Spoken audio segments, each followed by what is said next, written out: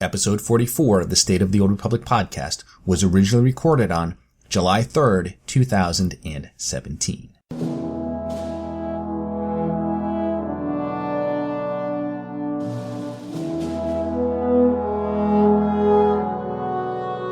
It's the State of the Old Republic podcast.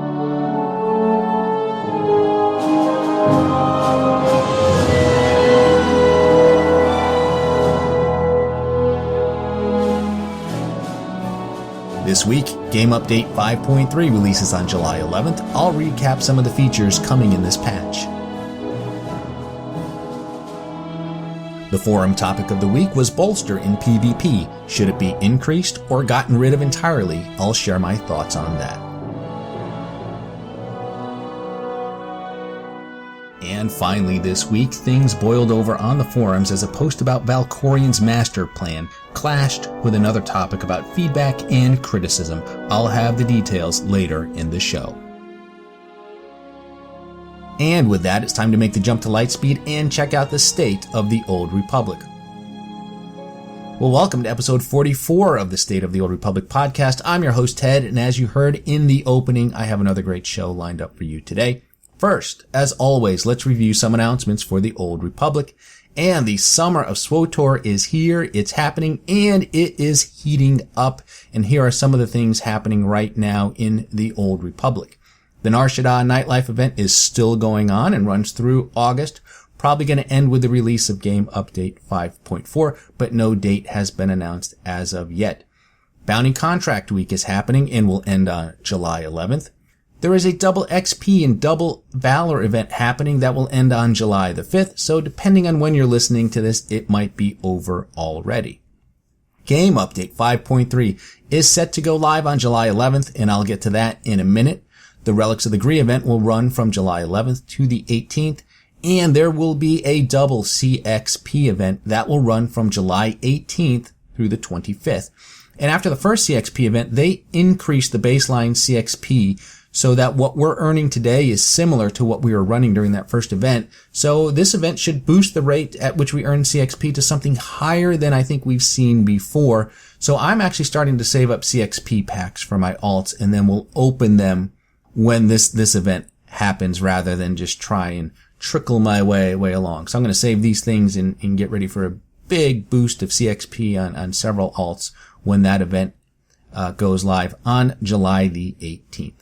The Rakghoul Plague Outbreak on Tatooine will run from July 25th through August 1st. And finally, Game Update 5.4 will go live sometime in August. So that's all the announcements that I have. Let's slice the HoloNet and review the news this week. And so earlier this week, Eric Musco let it slip that Game Update 5.3 Sisters of Carnage will go live on July 11th. Woohoo! There are no patch notes or even a consolidated list of features coming in this game update. In fact, there has been a surprising lack of hype and announcements surrounding what is a major update to the game. For Game Update 5.1 and 5.2, we got early looks and live streams, but for 5.3, things have been very quiet. And I don't know if it's because they're busy working on things in the roadmap or because 5.3 is loaded with class balance changes, some of which are unpopular. Probably a combination of both, but I'm actually leaning towards the latter, and I think a live stream might have ended up being a little bit too contentious, but who knows. But let's talk about what we know is coming in 5.3. And first, there's the Gods of the Machine second encounter. That's the Avella and Esne in story and veteran mode. There's no mention of Tithe Master mode, so we don't know if it's coming in this update or if it's going to maybe be pushed out to Game Update 5.4 or even later. Now, Avella and Esne are twin sisters, and Tithe is their brother. And this is what the Zakuulan devotional text found in the Star Fortresses had to say about Avella. And it reads, "Burn all doubt in the fires of Avella, our goddess of passion. The favored daughter stands behind her brother Tithe on every battlefield, radiating grace to the fearless." And her sister Esne is the goddess of envy, and she's not exactly buddy-buddy with her sister, and this is what the Zakuulan devotional text had to say about her. "Beware the shadows of Esne, goddess of envy and twin of Avella. Forever eclipsed by her sister's incandescence, she will use her venomous tongue to test the faithful and cull the weak. Now, I don't know how much can be gleaned about their abilities from these texts, but it sounds like Esme might be a trash-talking droid. And I think the 11th is going to be a lot of me yelling at the screen going, "Look, lady, they nerfed me to the ground, okay? If you had come online a week ago, we'd be having a very different conversation right now." So let's talk about this class balance and those nerfs and buffs, because there were some buffs. Now, here are the class disciplines receiving changes in 5.3. And under the buff category, we have Madness Sorcerer, Balance Sage, Virulence Sniper, and Dirty Fighting Gunslinger. And they were kind of nerfed a little bit and buffed. They had a little bit of everything. Also buffed were Power Tech, Pyrotech, and Vanguard Plasma Tech. And then finally, Hatred, Assassin, and Serenity Shadow. And then we had those super nerfs, and I wouldn't be at all surprised if the teaser trailer for Game Update 5.3 is Chris Hemsworth dressed up as Thor slamming the mighty Mjolnir as mercenaries, commandos, sorcerers, and sages march across the screen. So, getting nerfed are Corruption Sorcerer, Seer Sage, Arsenal Mercenary, and Gunnery Commando, and Innovative Ordnance Mercenary and Assault Specialist Commando. And just to recap, all of the class changes were designed around bringing each discipline up or down to their target DPS, HPS, and DTPS. And DTPS is tanks. It's the damage taken per second. And then they arranged everything into these target groupings. And here are the target groupings that they came up with. And there was melee sustained damage dealers, which are intended to do up to plus 5% of the target DPS. And as far as the classes and disciplines updated for 5.3, this would include the Hatred Assassin and Serenity Shadow, and the Pyrotech, Powertech, and the Plasmatech Vanguard, and both those were buffed. Then there's this category of melee quasi-burst damage dealer, which are intended to do up to plus 2.5% of their target DPS. No changes for those disciplines this time around. And then there's this melee burst / range sustained damage dealers, which are designed to be right at the target DPS. And I believe the only ones, was the Innovative Ordnance Mercenary and Assault Specialist Commandos. And did they do? Yes. And then the Madness Sorcerer and Balance Sage were impacted, for Game 5.3. And then there was another, category below that, Ranged Quasi-Sustained Damage Dealer. And they're supposed to go down to minus 2.5% of the target DPS. And this is your Virulent Sniper and Dirty Fighting Gunslinger. And then finally, there's the Ranged Burst Damage Dealers, which are designed to go down to negative 5% of the target DPS. And of course, this is the Arsenal Mercenary, Gunnery Commando, which were impacted in 5.3. So theoretically, what this means is that all other things being equal, that Hatred Assassins, for example, and Serenity Shadows will do 10% more DPS than an Arsenal Mercenary or Gunnery Commando. But as we all know, things are never equal, and these target ranges are designed to take into account inherent advantages and disadvantages of each discipline.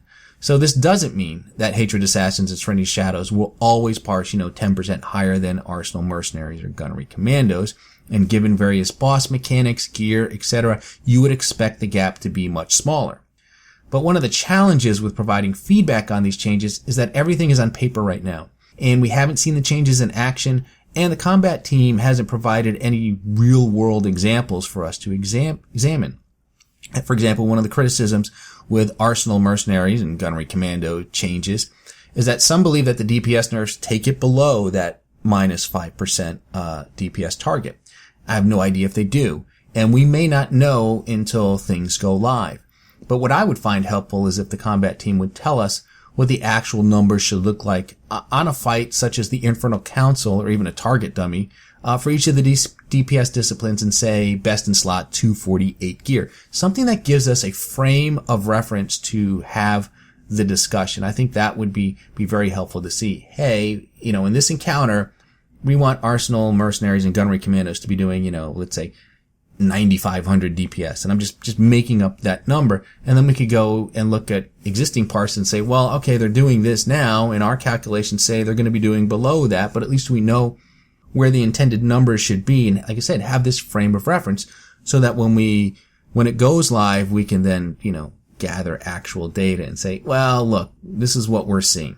All right. So other things coming in 5.3, appearances for additional companions can now be customized. We don't know who, but Lana, Senya, Arkin, and Koth are among the companions you can't customize. And I would anticipate a lot of Koth shaming if we were allowed to customize him, because he's kind of right there with Quinn in terms of, people that, companions you love to hate. In fact, given some of the nerfs and things that are coming, maybe having Koth be one of the guys that we can dress up like that wouldn't be the worst idea in the world. There is a brand new stronghold with a great view of the ocean. Everything I've seen points to this being Manan, but there has not been an official announcement that it is. In fact, Eric Musco talked about sources of unofficial information in response to a question about the conquest schedule, but it applies to this as well, and here's what he said. If you see information that is not posted on the official site or does not directly reference or link to a post from here, it may not be official. That information could be data mined, etc. As a general rule, we don't provide game information to external sites which can't be readily found on the site/forums outside of interviews or other special cases. Trust but verify. If you are ever curious about information you see somewhere, feel free to ask about it here, unless of course it is clearly data mined. Then ask us in a PM so you don't break any rules. So, since BioWare has not confirmed that the new stronghold is Manan, I offer these as other possibilities. I think my next choice would be Rakata Prime, and I actually would love a stronghold here, especially if there was a beachfront with hooks to put down a Makeb canopy or beach chairs or something. I'd like that nice tropical environment, so Rakata Prime wouldn't be a bad place to actually have a stronghold. It's a beautiful looking planet, and it was like Scarif before Scarif.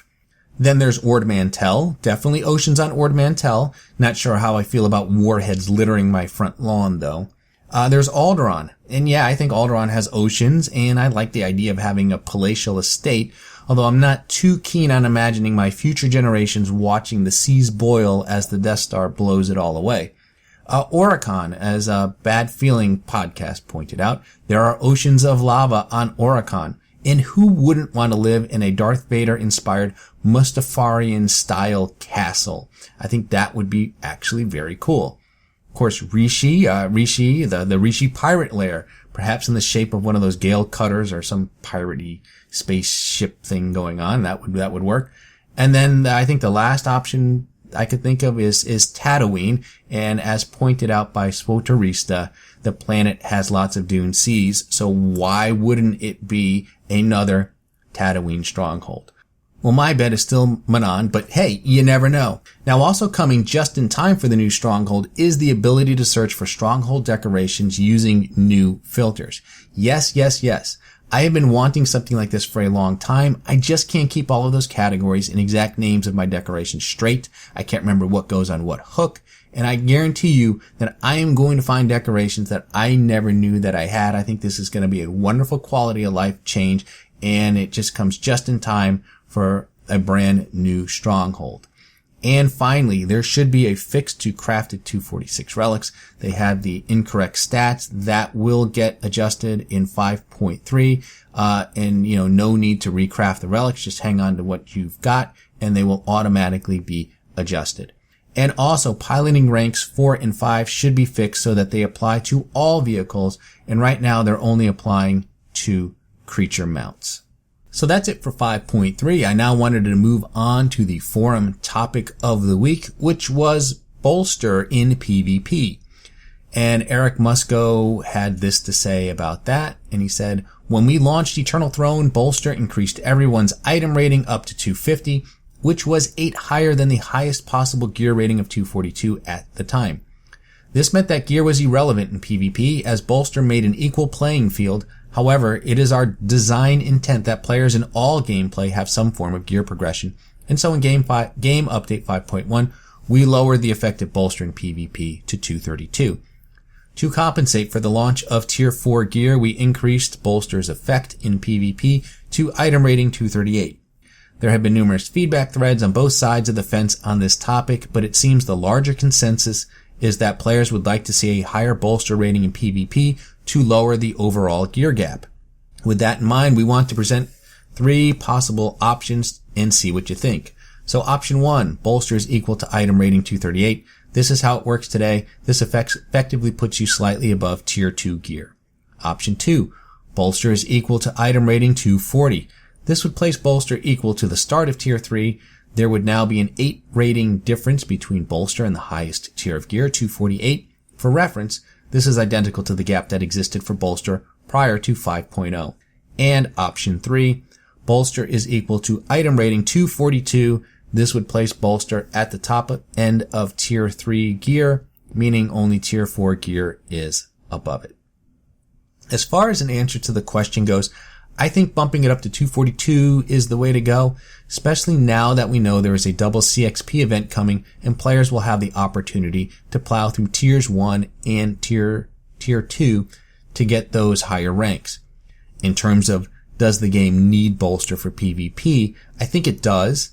It can take a long time to get through Galactic Command on a character, and it's easier if you have at least one tune at 300 because you can give your other characters hand-me-down gear, but if you don't have a character at 300 or just, working on your first tune, have a fresh 70, whatever, it can be a very long grind to get through Galactic Command, even with today's CXP rates.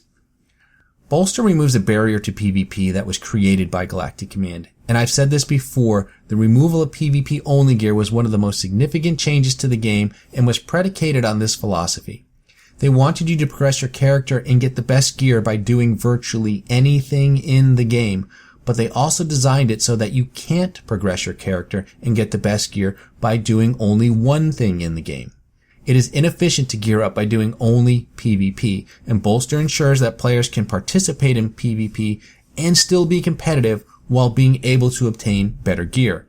It allows more people to participate in PvP, which leads to shorter queues and makes for more competitive matches.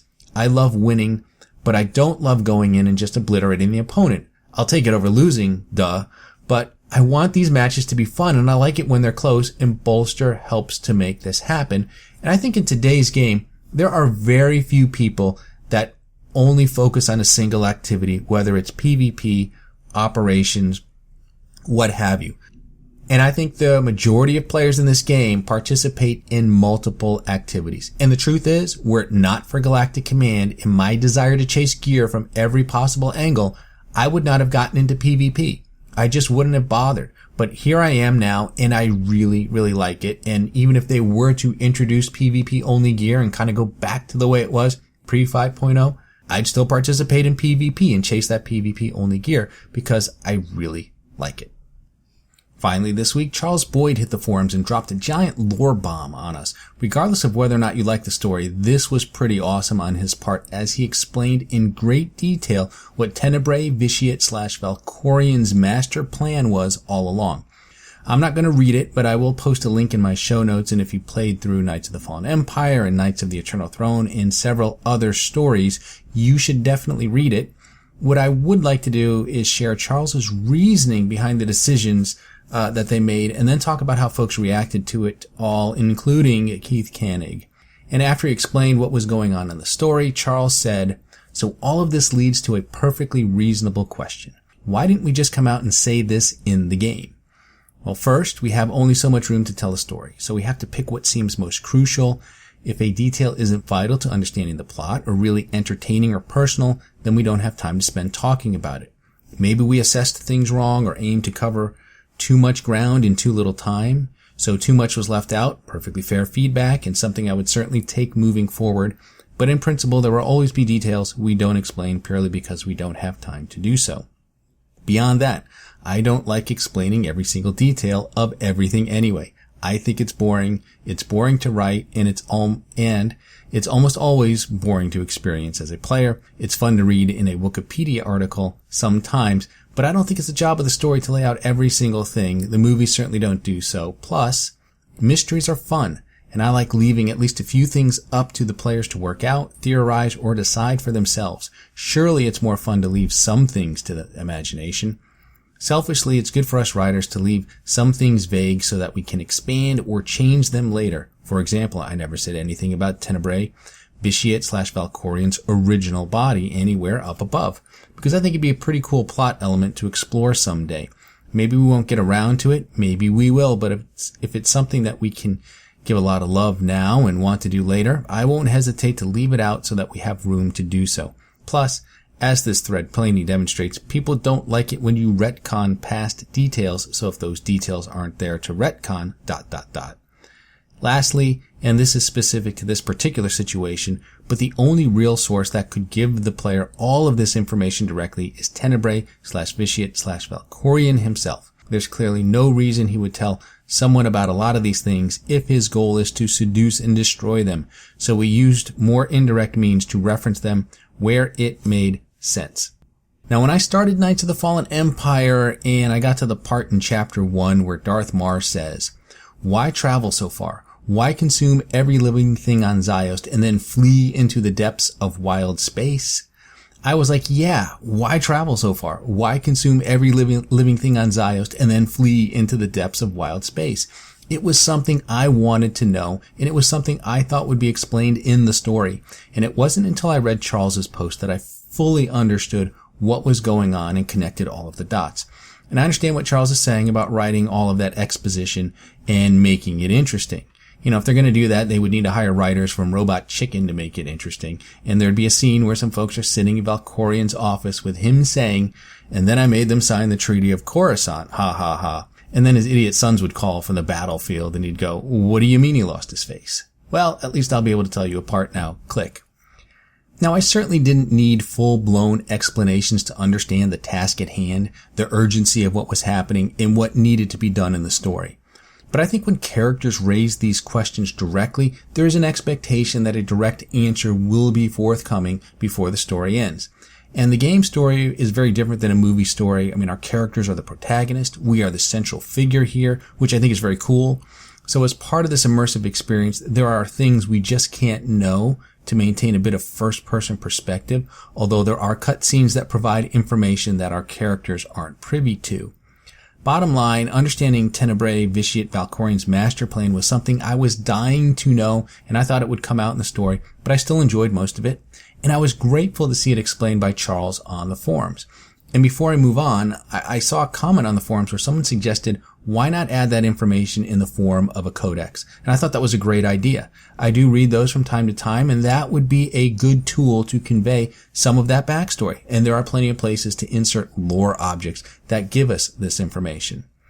Well, this was all posted on the forums, and because of that, people do what they do, and not all of the feedback was kind. And then Keith came to Charles' defense, and some folks interpreted Keith's comments to mean that you shouldn't be critical of the devs, the game, etc., which of course is not the case. And Keith came back and he did a mea culpa. He pointed to a blog post written by Ralph Koster, who you may remember from SWG fame. And this post by Ralph was a guide, basically, on criticism and feedback, and it was directed towards developers, and it was on the importance of feedback and respecting criticism and ways to both view and react to it. It was pretty good. In fact, I'm going to put a link to that in my show notes as well. Let me just say this. My approach to feedback is this, and hopefully you see it in the way I conduct this podcast.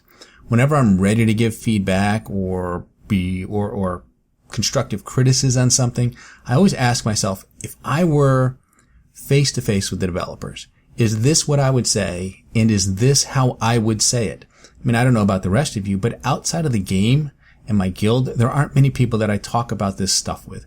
My wife certainly doesn't want to hear about Star Wars: The Old Republic, and the forums should be a place to come and discuss the game with other like-minded people, including those who make it. One of my fondest memories associated with this game happened at the Guild Summit in 2012. I was sitting in the hotel lobby, I was wearing my badge and drinking a beer. And a guy walked by wearing their badge, and I said, "Hey, I see you're here for the Guild Summit." And he sat down and we started talking about the game.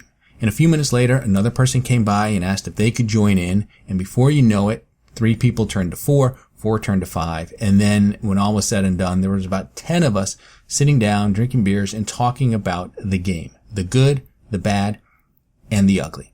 And there are things I don't like about this game. The way you level up companion influence, which I don't think was helped by the recent crew skill changes, is one. I don't understand why the new dance floor decoration wasn't designed so it could go on a medium, large, or centerpiece hook. My dreams of a digital dance floor on my Yavin 4 terrace are currently squashed. Why does Vale and Korik on Drome and Kos have a 5 freaking minute spawn timer? If I see one more person refuse to group or another person pop out of stealth just so they could tag him before I do, I'm going to need a brand new keyboard. Feedback and criticism are essential, but just because you don't like something doesn't mean you need to storm the castle in order to get your point across. Whether you're happy with the game or not, remember this: they aren't trying to make a bad game.